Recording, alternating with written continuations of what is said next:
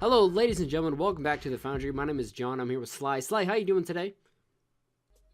I'm doing great. How about you, Doing buddy? fantastic. I'm really excited that we can finally review this. Today we're going to be reviewing Captain Marvel, the newest addition to the MCU here. We are in the endgame of hype for Avengers Endgame. It's coming out here in a couple months. When exactly? April or May? Like that? April 27th, Of something like course that. he Yep. knows that. He's Late got all April. of the release dates for every Marvel film tattooed on his back, ladies and gentlemen. Pretty much, Swearsies. But did you think Brie Larson did a good job as Carol Danvers or Captain Marvel? I do, Yeah, actually. I agree. Yeah. I enjoyed that performance. I thought that was swell. But yeah, we're gonna kind of jump in it. We're gonna talk a little bit about this movie and how it's going to affect Endgame and some other stuff, just how we felt about it as a movie in general, kind of as a MCU movie as well. Because with these superhero movies, it's kind of hard to judge them because people sometimes get that fandom in the way of judging this film as an actual film. Because yeah. Yeah. But yeah, I liked it quite a bit. Some forced comedy, which is to be expected from an MCU movie. A Yeah. lot of it was hit or miss, but I did like some parts of it. So this movie pretty much was just to get, I guess, introduce Captain Marvel or Carol Danvers into the MCU, so she could participate in Endgame, so she can pretty much just save the day. But yeah, so you get an origin story, which you haven't been able to get. We haven't got an origin story in a little bit for some characters. Yeah, it's been quite a while since we've had an origin Yes. story. Usually we have them like dragged into a movie, kind of like Black Panther and Civil War, and then they're like, "Oh yeah, by the way, this is what Yeah. happened." Yeah, I enjoyed it. It was a little bit like kind of just felt weird because it feels like we haven't got an origin for that long. But I guess there aren't too many characters that don't have a like specific origin story. But this takes place. It was like the second film in the MCU, like time line wise, because the first one was Captain America, and this takes place in 1995. Yep, that would make it the second film. Yep. Correct. And Sly and we've talked a little bit some stuff about the Kree and Carol Danvers and stuff like that before in a few other videos here on the Foundry, which you can just check down below. We'll have those links for you. If you guys are curious about some extra shit, yeah, if you want to figure that stuff out, more than welcome to. But yeah, no spoilery stuff just yet. Just a quick reminder for you guys. But yeah, as characters wise, I really enjoyed Talos, kind of the antagonist for a little bit of it. He's a very good actor, Chris Middleton, and Heck yeah, I really he like him. is. Wow, he nailed that character, yeah, honestly. which is because he's an Australian actor, and a lot of Aussie actors don't actually get to keep their accent for the majority of their films. But yeah, That's true. he's one of the very like few that and with that lisp, kind of he has a speech impediment. It's kind of like a lisp. You can't really tell, Right. but it's really good. It's really good still. But yeah, it's kind of had the uprising of Captain Marvel. You saw a little bit into the Kree Empire on Hala, which I really enjoyed. I kind of wish that we got to see a little bit more of her like home life as an alien, I guess. Right. But I enjoyed what they showed. But Sly, what was your probably like one of your favorite, I guess, displays of a character in that movie? Like, did you? Displays of a character? Are we referring to just Captain Marvel, or is this just towards any character in the film? In the film, like, did you enjoy, I guess, Captain Marvel the most, or Talos, or Nick Fury, or Korath, or Ronan the Accuser for the I'm second? gonna have to go with Goose. Goose, going with Goose, okay. Going with Goose. the eye taker. I think. Yeah. Is Goose a her? I don't know. Is Goose a her? Oh shit. I'm pretty sure Goose is just void of sex. It's just. Yeah. We can figure that out later. I'm sure that someone will hit us up with a Yeah, we'll wiki do that of for actually. another discussion. Yeah, there you go. meeting, It's Goose. What is Goose? What is Goose? Honestly, I thought Goose's character was obviously not sophisticated in the fact that Goose doesn't really communicate, but Goose felt like that great sidekick. You know what I mean? Kind of like think of like Batman and Robin. How Robin can oftentimes kind of be, no offense, useless. I thought Goose was that handy little partner that Nick Fury and Captain Marvel needed in the film. Yeah, not okay. I wish Goose was in it a little bit more, but I did enjoy Goose. But man, I enjoyed Nick Fury out of everybody. Like, I'm so happy. Nick Fury was probably the main star. Yeah, Yes. like I said, Brie Larson. I thought she was fine. Like, I think she did good as Captain Marvel, but I thought she was fine. But man, I really fucking liked Nick Fury in that. Samuel Jackson did a great job. But boy, look at that! Did you see that age lapse they did? Like, Oh yeah, I fucking did. awesome. Like, he looked really young with the hair and like with the wrinkles. Like, it looked amazing. That CG was like, With the both eyes. yeah, that was amazing. I was really surprised by how young it looked, and it looked really good too. It looked really good. Oh yeah. I like dude. Jude Law in that film as well, but not. Jude Law's character was very confusing for me at one point. I liked it, but just his persona, the Yeah, way it very like, 2D. revolved around Captain Marvel. Very What? 2D in my opinion. Like, Yes. a Yeah. lot of the stuff was very kind of 2D, and they kind of tell you like a film will take a turn, and it's like they expect you to feel this way about this character or these characters just because they want you to, because it's convenient for the plot, although they've built it a different way. Like Alright. with Jude Law's character, Next thing you know, surprise, motherfucker. yeah, they expect you to feel this way about Jude Law's character and to trust him just like Carol Danvers trusts him, and then something will happen and they kind of expect something else from you when really the film hasn't convinced you 100%, even though the characters has felt that. Like, you don't feel that as an audience yet, which I feel like they had some Right. trouble conveying that emotion. But not a ton of writing goes into the MCU movies. Like I said, people kind of let the fandom get in the way, being objective when it comes to these films, and that's also true for me. That happens to me quite a bit too when it comes to some of these movies. Like, it's hard to kind of judge them because we try to do it a little bit from both sides, to talk to you guys as fans, as MCU, talk about how it's going to affect the MCU, and as a film itself there. Which, by the way, as it will affect the MCU, I mean, her character. Is this spoilery? Like her Oh, powers?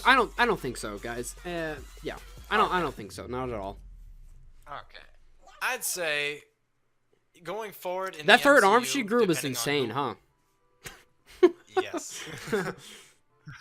Just kidding. She doesn't grow a third arm. I All right, think- I'm sorry. I had to confirm. I didn't want anyone to think. All right. We just want everyone to be aware. I think she'd make a great character. You remember in the first Avengers film where when the Thor, Captain America, and Iron Man first met, they unintentionally did things that worked together very Yeah. well, like Thor's hammer against Cap's shield, or Tony getting hit with lightning by Thor. You know how it like worked out in favor of them?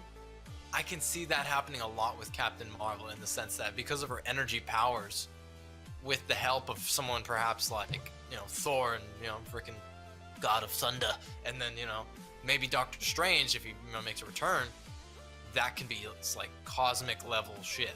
So Which is very, like, I like a lot.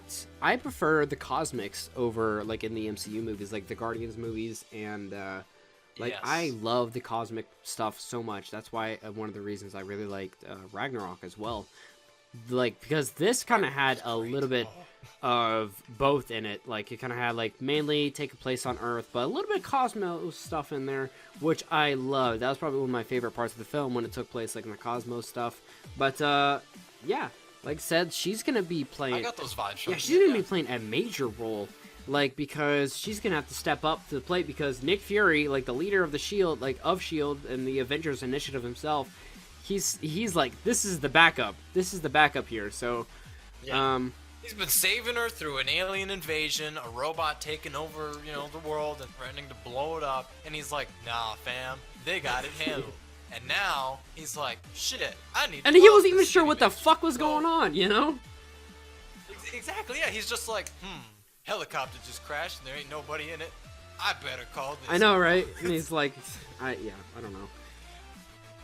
I kind of like it because he elevates her character by doing. Oh, definitely.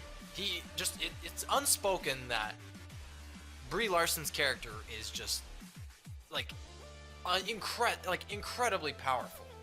And imagine, you know, the time she's had from 1995 to 2018. She's had 2 decades to hone her skills and to be quote unquote unplugged, we could say. Yeah, completely like free to to train, everything like that, and they kind of untamed kind of thing. So yeah, you're right, unplugged. Yeah, you know what I really want to see? I guarantee you they'll make a trilogy out of the Captain Marvel's film, but if they do, I want them to cover that span of time. Yeah, because I bet she could have some like cool ass adventures kind of thing like that. That'd be dope. Yeah, exactly like Wonder Woman, because they're doing like 1984, I think, next for her. Yeah. Yeah, I'd like that. You know, they could totally explain like what she ends up doing in space and while cover she's some gone, other and then like boom. maybe some obscure like other characters like that you could see from the Marvel universe, like maybe some more different Guardians or something. That'd be really fucking dope. Right. That's a great idea, Sly. Maybe we could cover Speaking of Guardians, I've always wondered, how did the Guardians and her never cross paths, with her being like a protector of the galaxy? Yeah. How is it she never came across them? Granted, they're newer, but still, for some reason, she had to have saw, some knowledge sparkly thing. of a Infinity Stone. She had to have something, especially like if Ronan the Accuser knew a little bit of it. Yeah. Like Which reminds me, the Accusers. I was surprised with how the Accusers played.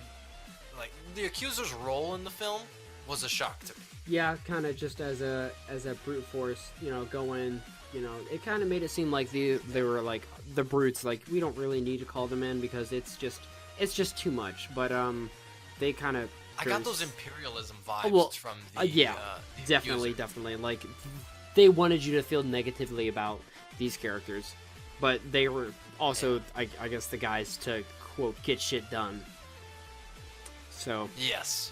like the Accusers, which kind of set up for Ronan the Accuser for Guardians of the Galaxy 1, which also you saw another character, I think his name was Korath, which he was a part of the Star Force. Yeah, his little right hand man. Played by Digimon Hansu. I can't pronounce his name, but he's been in a few things. Han Solo? No, not Han Solo. He could be up there. He could be in the Star Force. He could be. I kind of doubt it, but both Should have made the Kessel Run in 11 parsecs. both Disney's got both. You know, they could. Shit, man, that'd be the ultimate crossover. Han Solo working with Ronan the Accuser. We can't risk it with how Star Wars is going right now. We can't do that yet. We don't want to make things any fucking worse. But anyways, back to Captain Marvel. I guess we should go and I guess spoiler territory, just to make ourselves clear, guys. So if you guys want to avoid spoilers, I would leave now, or maybe leave this on pause and go check the film out. But boy, what about her powers? She got those pretty damn, like, she got confident with those powers like really quick, did she not? She did. Like immediately, she's just like super confident, knows how to do it all, and just like as if she's had it for quite some time. And man, where was that manual for those powers at? Because damn. I was always thinking at the beginning that she was kind of like Rocket, like a genetic experiment, and that's how she got the powers. And when it, we're in the spoiler territory now, right? Yep. Okay, yeah. When she got when she absorbed that blast and just took all of the energy, I was like, what? This is it? Yeah, really? Like I was expecting a little bit more, like you were special, or like you were a hybrid, or yep. She just it exploded, and she has some stank on her, some blue stank, some green stank, and that's why she's special. She just got those powers. Yep. Well, correct me if I'm wrong. That power that she got was from the Space Stone, correct? Because the Space Stone is what that energy source was, what that device was using as an energy source. It was on it was on the space station, wasn't it? Yeah, that was the actual item that they were searching for, and that was what was the name of the lady that she kept seeing in her visions for the planet? Vel? Yeah, Vel, Marvel. sorry. Well, like they didn't really explain that too well. Like I think you're supposed to assume that, but like she was on Earth and she was trying to get up there, but she couldn't. because she was attacked by the Star Force. Yeah, but she had hid that thing. Yeah, there. but like I just don't know how it would be up there when she created it on Earth, you know? And she had to create that, like, she had to head back up into there. I just don't get a lot of it, but... Well, if we fill in the blanks, she had just, to have that's come what down they kind of expect. They just kind of expect you to fill in the blanks there, but, like, a little bit of a... Yeah, so she came down from Hala, and she found herself a life on Earth, and what's his name? Howard Stark. So if we look at the timeline, Howard Stark discovers the Space Stone in the bottom of the ocean where Captain America is. And he gives it to this research group that is ran by Mar-Vell. And Mar-Vell uses the Space Stone to create this energy source, but I still don't remember what her ultimate goal was from harvesting the energy I think from she was creating the experiment, or she was working on it. She realized that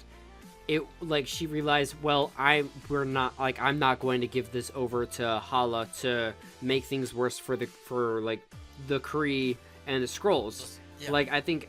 Was she trying to help the Skrulls? Well, not necessarily, but, like, not at first, but I think she realized what she was doing afterwards. Like, I think she kind of grew some morals and, like, well, maybe we should help this race of people out. Maybe they're not so bad. Like, they are just...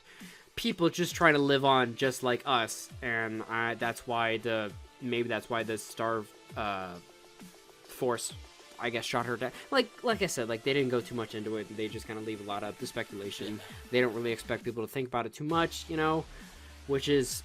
But here we are thinking about it and arguing over because we don't, like, cause they just didn't do a great job. And plus, man, there were so many interesting, like, Star Force characters with, like, Minerva, and I was just really, not super... And Minerva got blown. Yeah, shit, I know, man. right? Holy... And I really was, like, so happy that I recognized that name from when I used to read comics and whatnot, and I'm just like, man... And she went down easily. Yeah, everyone went down, like... with the other pilot? fairly easily, which is kind of... I think it just saw an explosion, like, maybe they leave some stuff out, you know? Yeah. Kind of like how they did with, what's that guy's name? No, he's the dude that fought Captain America at the beginning of Age of Ultron. What the frick is his name? He was in Winter Soldier. Hugo Weaving's character, Red Skull. No, he was at the beginning of Winter... Baron Zemo? No, also Baron Zemo. What is his name? Frank... Oh, wait, Age of Ultron Yeah, you're Frank talking about. Griggs. What the hell is his name? Bone... Bone... it's like... Crossbones! Thank you, Crossbones, yes. I'm talking about his Like, he got, like, he just kind of went away in Winter Soldier and then just popped up, like, in Age of Ultron. So I think it was kind of like something like that. Yeah. Or did he pop back up in Civil War? Oh, he popped up in Civil War. Okay, yeah, you're right. Yeah, it was Winter Soldier, and then he popped back up in Civil War. Okay, yep, you're right. Bingo, right on the money. Okay, well, that's, just, a few characters that just, like, went away too easily, but you know what? It's still a fun movie, still, really glad we got to see some different sides of, Nick Fury, because it's fine. Like, I like to see Nick Fury in all the films, but it's the same mood, it's the same conversation, and it's nice to get some more personality rather than just, like, it's serious Samuel L. Jackson with his eye patch on, setting these dudes straight, like, saying, yo, save the world. Right. But I'm really glad we got a little bit more, because, I'm glad we got a little bit more. Glad. I'm happy about that. Should we, anything else we need to cover here for, Captain America, Marvel? On the spoilery side, I guess we can talk about the end credits. Oh, yes. Those end credits, which were... I totally remember. Oh, yes. They were analyzing the little device that Samuel L. Jackson, that Nick Fury used to call her, and then she showed up, right? Yes. Yeah, they tried to send the message, and they said that it just blanked out, and they are like, no, like, we made sure the battery's working fine, it's not that. And then they realized, oh, it seems like it's just this. And then she turns around the corner, and they're like, she's like, where's Fury? So that was the first one, and then the second one was with, what do you call it? Samuel L. Jackson, Nick Fury's cat. Oh, yeah. Goose. With the eye. Goose barfs up the Space Mhm. Stone, which I don't know how soon he did. I'm kind of guessing that that scene is probably days before. Well, it could have been immediately after the events of Captain Marvel, or it could have been days before the events of the Avengers. Yeah. Because remember, they're trying to harvest Tesseract, yeah. Tesseract's energy, and well, our dear beloved Goose is, she. It is she. It is she. Goose. Yeah. I don't know, he or she. We'll go with she. She holds pocket dimensions in her stomach. Really? I had no idea. So I looked it up and I was like, well, sweet shit. So that's where she was keeping the Space Stone and all those other things and people she snacked on. So that answers that. I know, I was kind of scared when she let loose those tentacles the first time. I was like, what? I'm also wondering, do you think Goose is gonna be in Infinity War? I don't know. I kind of hope so. I hope. Aren't they actually making? I was gonna say, like, I hope Howard the Duck said it too. Like, I hope a lot of people show up in Infinity War. Oh, the animal thing, yeah, the little squad. That'd be pretty sweet. I mean, I'm so looking forward to this, to Endgame, just to see what's all gonna happen. I'm so happy for it. All right, well, yeah, a lot of unanswered questions here in Captain Marvel, but I'm glad they did a little origin story and they made this character known to everyone. And I'm glad that she got her manual as well pretty early.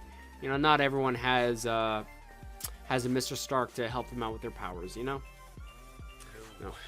But yeah, Talos was really good character. Really enjoyed Samuel L. Jackson as well. Captain Marvel was fine too.